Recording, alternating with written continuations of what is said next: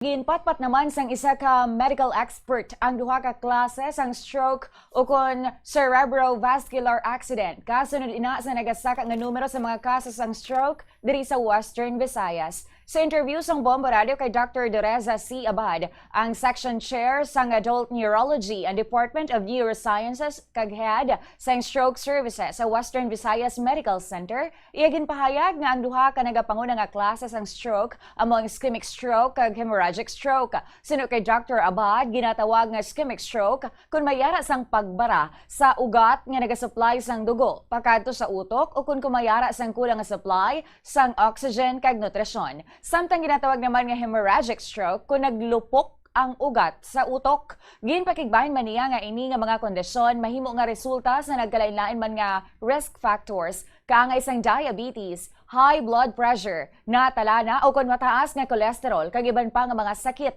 Dugang pa ni Dr. Abad kinahanglan nga mangin alerto ang publiko kag maghalong gid sa ila nga ikaayong lawas ilabi na subong nga dako ang posibilidad nga may matabo nga El Nino phenomenon nga mahimo makadugang sa risgo sa mga kondisyon pareho sang stroke. Duwa ka klase ang stroke. Ang una, amo na siya natawag nga ischemic stroke. That means, amo na siya may barado sa ugat sang brain.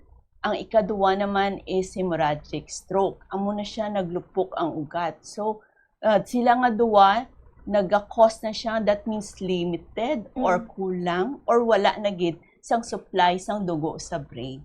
So, kinahanglan madala dayon or makilala dayon sa mga relative or mga abyan na stroke ni dapat emergency. So stroke is an emergency.